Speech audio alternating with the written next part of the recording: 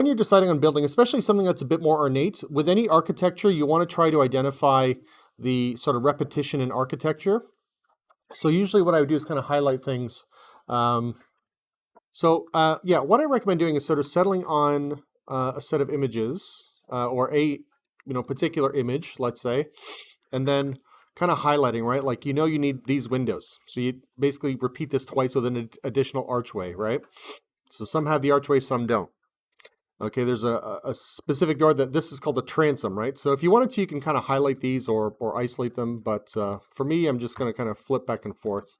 But yeah, usually it's a good idea to kind of pick those out. So what you wind up doing is essentially building like your own mini kit bash, right? Same thing for shingles, right? So if there's a certain shingle type you like, or if there's mixed shingles, then you do the same thing. Build a set for that. The trim. So if I look, let's look around here. Yeah, sometimes the trim on these things, right, is very basic. Sometimes there's a little bit of curvature and then the rest is like relatively flat. So you can start by building these things. I usually like to template the whole building first. So what I mean by that is I start with a basic cube and do any extrusions. If the footprint is more complex, like let's say it's got a rounded part and then square parts, then I would kind of divide it up into sections. Okay. Something else you can do is, which can be useful, is to look at blueprints or let's say if you go to house floor plans, let's say this is Victorian, right? So Victorian-ish, Gothic, right? So you'll actually get kind of like really decent line drawings of what the layout of the house might be like. So yeah, I might just kind of take one as an example. This seems pretty good. Yeah, I'll just see if I can save that image out. Okay. And then I'll jump into Maya here. So for scale purposes too, usually I like to start with, again, I always try to build kind of real world scale. So if I'm building cubes, by the way, if you're doing this a lot, you can go to Create under Polygons and then under Cube. This is a 1 centimeter cube. So at least a foot is good. And in this case, since I'm working on building scale, I'm going to go to 300. This is centimeters. So this is like 10 feet, okay? So now when I hit create, it's going to be a much, much bigger cube, right? Now, I'll just delete this for now. I'm going to just go and create a plane. Again, I'll set the defaults a little bit differently. So I'll go to plane. Again, I'll set it to maybe 1,000 by 1,000. And I'll just give it like minimal to no divisions. So I'll say create. And then just go into the material editor under attributes. Just the basics surface. Usually a Lambert is even a bit better, but I'll just use the default here. It's fine. Go to File, locate my reference here.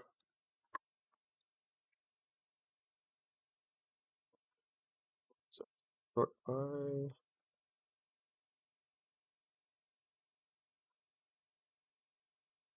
sort by date modified is usually the easiest way to get to it. Okay, so I'll grab that. If you hit 6 on your keyboard, you'll see it there. So now the proportions are a bit skewed. So a lot of times what I'll do is instead of like just sort of scaling this by chance, I will check out the resolution of the image. So if I take a look at this, go to its properties, and then under details, you can see it's like 529 by 850. So I might actually make this like double the size, but in units in Maya, which is centimeters. So basically 1,060 by about 1,700. Okay, so if I hop over here, so I think that'd be height 1,600. And then about 1,060 there. So there's basically no distortion, right? And if you want, you can kind of create, essentially create a new layer with the object selected and put it into sort of a reference mode. So if you hit T once, it puts it into transparency. R is reference mode, so then you can't select it by accident, right? And as an additional thing, I'll usually go to shading and turn on backface culling so I don't have to kind of look at the dark side of that image. Okay, so for building this out, again, you can build, I often build with planes and extrude outwards. So create another plane over here. So I'll assign this its own material. So I'll just go to Lambert here. Just place that, oops, side, go to a top view, zoom out, turn off the grid too if that's distracting. So yeah, we can basically start, like I said, with a simple grid. So I usually kind of think about, the number of edges in here. There's 1, 2, 3, maybe 3 to 4 different regions here that I would go through. The main thing I'll say for this project is we just want to focus on let's say either usually like 2 sides that we can visibly see. That's where we're going to put all the detail. So again, we're thinking about it like a film set piece. We're not necessarily doing the full 360 view, okay? So in this case, it would be this kind of 3/4 view, seeing basically 2 sides of the house. So we don't have to worry about building all the back stuff. So think about what that is, what part you're going to be looking at. I think it's going to be this thing with the, I think it's called a parapet, the sort of circular column. So that's kind of the side I'm going to work on building out. Okay, so yeah, I'll just add the divisions here. That should be okay. And then 1, 2, 3, 4. I guess I'll do 4 divisions this way.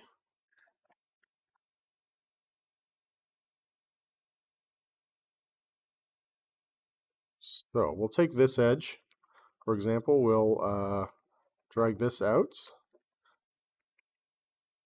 I can do the same thing here, by the way. If I hold Shift and extrude and then scale them in, you see they're kind of equally scaled in this sense, right? And then they're basically just a bit offset. Again, I'm not too worried about, this is kind of the back side. So this back half, I don't have to worry about too much at all. But yeah, I'll shift this over. Yeah. So I'm doing really just a very, very basic kind of layout. If your building is more sort of squared, I usually just start with a basic cube and start cutting in windows, holes for windows. But in this case, this building's a little bit different. So I'll pull this out over here, and then this comes forward a bit more. Again, I'm not also worried too much about the interior geometry. I'm going to wind up deleting it and just extruding the sides up for the walls, okay? So there's that. Let's take this vertex here. Yeah, let's see. If I go to, I'll try multi-cut in this case. Yeah, let's do a kind of a corner.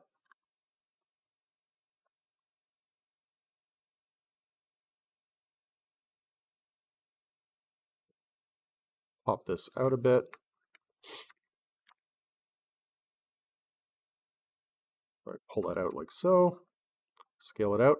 I'm going to just see if I can do the circularize on this. Circularize.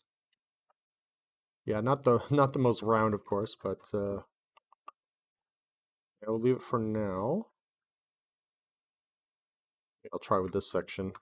There we go. It's a little bit better. Okay, so I'll take these. I'll just merge these together. So I'll take this circular shape here and pull it out a bit more. It's obviously scale-wise a bit too large, so I'll bring that down.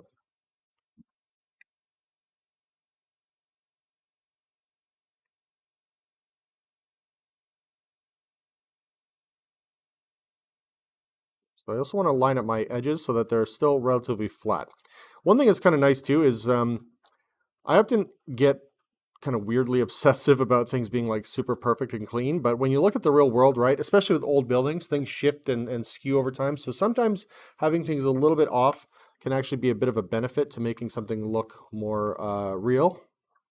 Okay, I'll go to multi-cut and just throw in another line here because there's this little corner that I want to create. So I'll go to, yeah, this side here and basically shift drag that out for that kind of corner there. Now, another little trick I want to show you. So I think I've got this kind of rounded column out a bit more than needs to be. Sort of here, right? So it sort of looks like the circle's more halfway and then all the way out like this. So what I can try to do is just simply do a target weld and target weld those vertices out to this region, and then I'll just manually move this, again, kind of back into the corner where it should be. Maybe I'll just do the one. Yeah, let's try it that way and see how that looks. So I'll sort of slide that over. Yeah, that to me looks a lot closer. And these two, I think these also need to be a little bit on the wider side, so I'm going to scale these up a bit. So you often think about kind of proportionality of the house, the look. Okay, and then let's see, this maybe can come over a bit more. There. So I usually move vertices, if you notice, kind of in batches, so I kind of keep things relatively together. Yeah, these maybe don't come out as far, so I'll pull that back in. Okay, so I think that's okay. It might also be a little bit wide in terms of the depth of the house. I'll pull this back in a bit.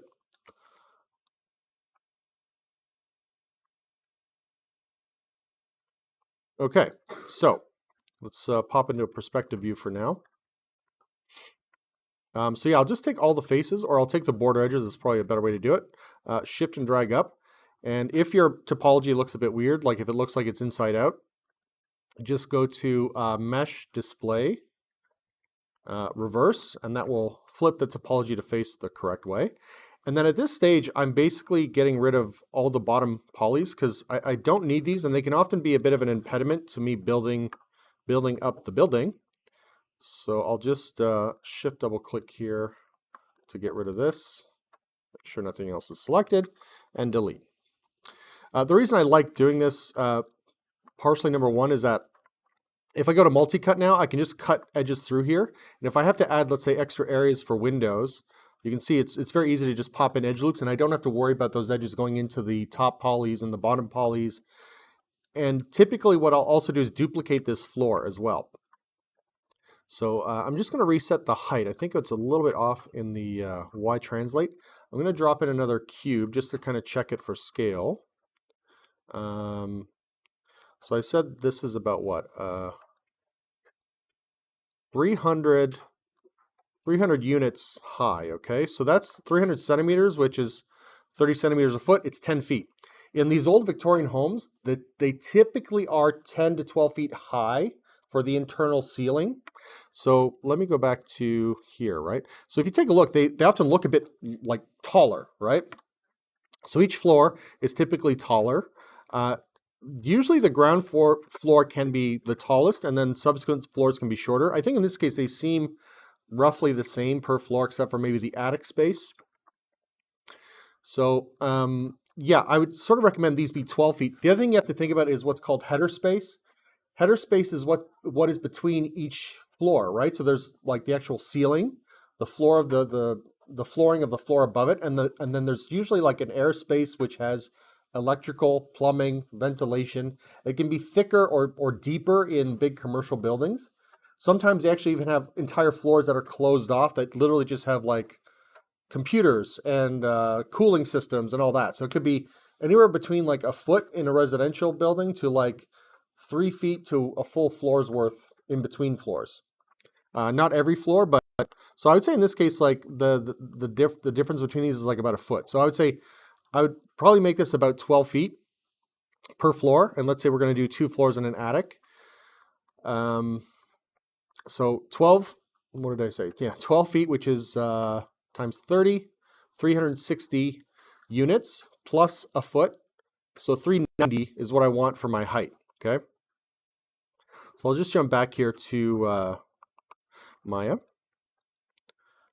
So I'm going to just do this. I'm going to use my bonus tools and just adjust the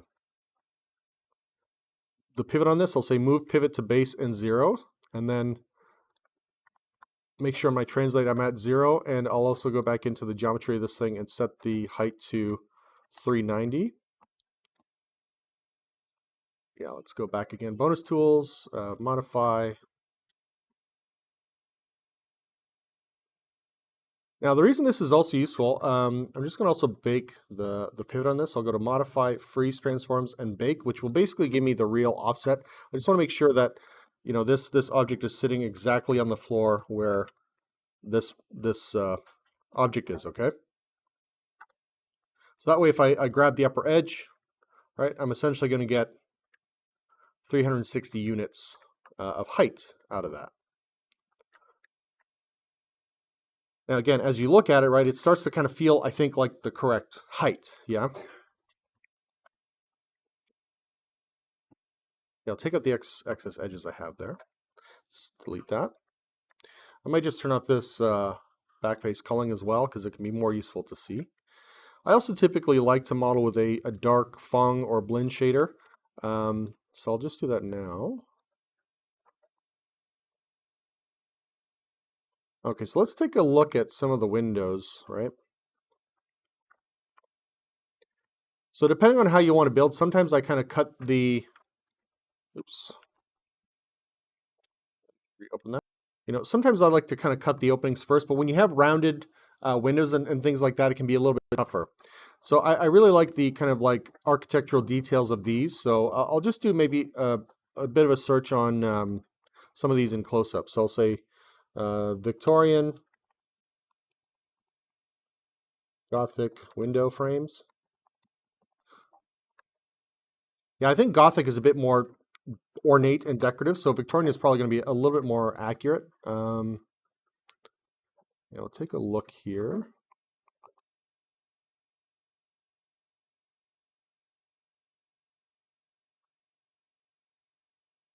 Okay, so what I like to do, and I'll show you kind of a trick behind this. I'll go into Maya. I'm going to basically kind of create a small set of objects, and I'm going to Boolean them together. So my idea is that I'm going to kind of create an outline for window trim and even for the building itself. So you can either do this with Booleans. I'll maybe show you a way to draw it first, which is a little bit easier. So I'll go to a top view. And let's turn on the grid in this case. I do want the grid to be relatively fine, so I'm going to zoom in a bit more to the grid here. I personally like to use under curve tool, there's something called the Bezier curve tool, and if you hold X, it snaps to your grid. So the idea is that I'm going to kind of create something with a square backing, maybe a bit of a square front, a little bit of a step up, and if you click and drag, I'm going to show you this. So if you click and then drag, you actually get a curve point, all right? So if I click again, it's going to be a sharp point. Sorry, let's try it again. There we go. Do that. So I'll just click and drag. And then go the same amount over. And let's say I'll step up one more time. And do a smaller kind of curve point here. Okay. Now you don't have to close this. I often will leave the back open. Sometimes I can even just delete the back vertices because these will never be seen. So what's cool about this, I just want to show you this. If I go to perspective, I have this little line drawing here, right over here. I'm just going to, again, it's something that's a bit odd, but I'll go to center pivot on this because the pivot usually winds up being in the origin. Here, just turn off my layer as well, visibility. There. So we got this, okay? Now, if I go to a front view,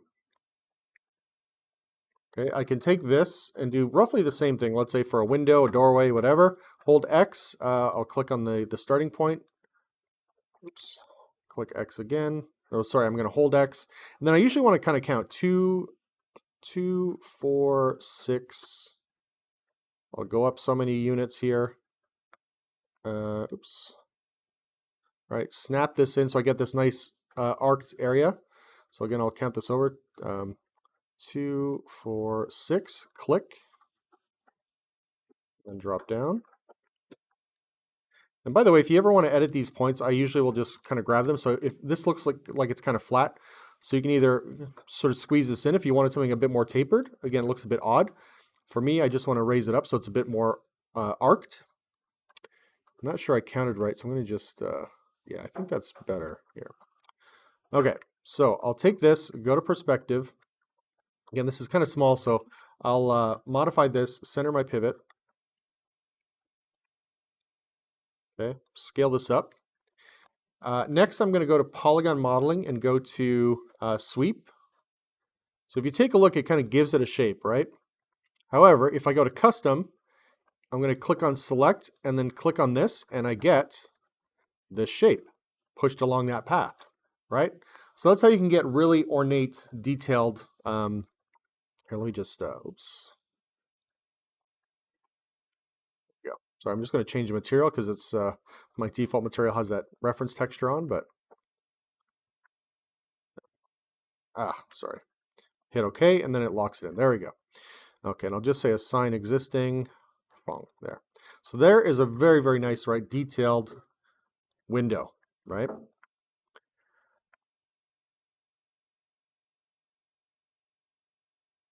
Okay, so to get the bottom archway, we can do a few different things. Sometimes I just kind of copy and move it over. So another thing I want to mention is you see there's a lot of edges in here. There's a lot of detail. And this thing has like 8,000 vertices, polygons for this mesh alone. So what I do recommend is making sure optimize curve is on. That's one option. And under mesh sweep, there's another optimize function here. So if you zoom in a bit closer, if you hit optimize, right, anything that goes down the length of this will essentially be, how do I put it? Will be sort of any excess mesh that's not needed is taken out. So now I go from like 8,000 faces down to 1,300. So that makes it great for, you know, mass production. So if I needed dozens of these or hundreds of these, I could still pack in a lot more into my scene. Okay. Let's go to, usually what I like to do as well, as you're building this stuff, it's a good idea to kind of start making copies or clones. So for this, I'm going to just go to Modify, Center Pivot. I usually like to use the bonus tools modify option, which is Center, Move Pivot to Base and 0. So it kind of puts it right at the bottom there. Sometimes too, I notice this happens in part because of the Bezier curve. Sometimes you get some kind of like junk mesh at the bottom. If you take a look, there's this kind of the messy mesh here. So sometimes we can just go to maybe the front view and we'll slice this off. Okay. Now to do that, you can just shift right click, go to multi-cut, and if you middle click and drag and then hold shift, what this will do is cut through the mesh completely. And then you should be able to grab all the faces here and just delete them so you have a clean base at the bottom, okay? Okay, so I'm going to take this. Yeah, by the way, I think I might want a thicker frame. So before I get too far in the editing, I'm just going to go back to this one. And under the sweep creator, you can scale the profile, right? So you can make it a little bit thicker. If you wanted the, you know, sometimes it's rotated in a weird direction. You can rotate it inwards or outwards depending on how you want it. So typically I will have to, you know, potentially rotate in one direction or another. You can taper it too, which I haven't found much of a use for yet, but okay, so that's good. Just bring this over. Another method I'll do, instead of going through the extra cut procedure, sometimes I'll just take the the bottom verts there and or the bottom polys and take them off. And yeah, let's go to front view. There we go. Just grab the bottom edges. If you hold shift and drag, you get your extrusion downward. Okay.